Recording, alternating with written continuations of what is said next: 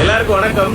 இப்போ நம்ம இருக்கிற இடம் எதுன்னு பார்த்தீங்கன்னா சத்தியமங்கலம். இங்கே ஒரு ஃபங்க்ஷனுக்கு வந்தேன். இங்கே வந்தப்போ ஒரு அண்ணன் வந்து இந்த ரிவர் நீங்கள் பார்க்கணும் அப்படின்னு கூட்டிகிட்டு வந்தாங்க. என்னன்னு பார்த்தா பவானி ஆறு. அந்த ஆறு எந்த கண்டிஷனில் இருக்குன்னு சொல்கிறேன், பாருங்கள் எல்லாரும். ஸோ இதுதான் பவானி ஆறு. ஸோ அந்த சத்தியமங்கலம் ரோடு இது இந்த சைடு எங்கே போகுது? இது பண்ணாரியம்மன் கோயில் போகுது. பண்ணாரியம்மன் கோயில் இல்லை, எந்த ஊருக்கு போகுது? அது பண்ணாரி ஹைவே. இது இது வந்து சத்தியமங்கலம் மெயின். இந்த சைடு பண்ணாரி மைசூர் போகிறாரு. ஸோ இங்கே இருக்க இந்த பவானி ஆறு. ஸோ இதோட கலர் பார்த்தீங்கன்னா உங்களுக்கு தெரியும்.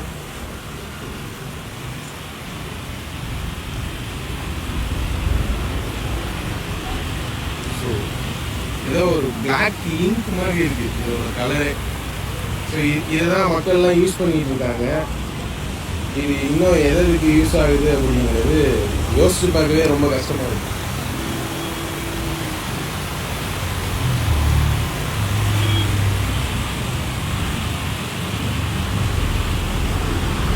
ஸோ இந்த அளவு சுத்தமாக தான் நம்ம இங்கே இருக்க நீர்நிலைகளை வச்சுட்டு இருக்கோம். இப்படியே நம்ம வச்சுட்டு இருந்தோம் அப்படின்னா இது எந்த அளவுக்கு பெரிய பாதிப்பை கொண்டு போய் கொடுக்கும் அப்படிங்கிறது நீங்களே யோசிச்சுக்கோங்க. எவ்வளோ ஆகாய தாமரை இந்த சைடு படர்ந்துருக்குன்னு மட்டும் பாருங்க. ஆல்மோஸ்ட் ஹாஃப் ஆஃப் தி ஏரியாவில் வந்து ஆகாய தாமரை படர்ந்துருக்கு. ஸோ இந்த ஆகாய தாமரை எங்கே இருக்குன்னு பார்த்தீங்கன்னா எங்கெல்லாம் கலப்பட தண்ணி இருக்கோ அங்கே தான் இருக்கும்.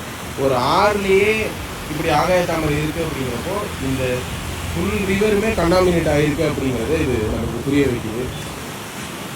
ஸோ இது எவ்வளோக்கு எவ்வளோ சீக்கிரம் நம்ம சரி பண்ணுறோமோ அவ்வளோக்கு அவ்வளோ நம்ம வந்து தப்பிக்கலாம். அப்படி இல்லை அப்படின்னா நிறையா பிரச்சனைகள் நம்ம சந்திக்க நேரிடும். இது வரைக்கும் இவங்க சந்திச்சுட்டு இருக்க பிரச்சனையெல்லாம் தாண்டி இன்னும் நிறையா பிரச்சனை இவங்க சந்திக்கிற மாதிரி தான் இருக்கும். ஸோ சம்மந்தப்பட்டவங்க முன் வந்து இதை சரி பண்ணணும்னு நினச்சா அப்படின்னா நிறையா விஷயம் நம்மளால் சரி பண்ண முடியும்.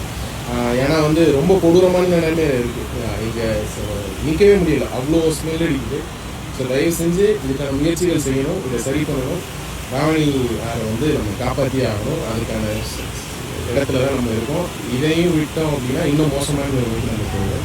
எப்போவும் சொல்கிறது தான், நீரின்றி அமையாத உலகு, நீர்நிலைகளின்றி அமையாத நீர்.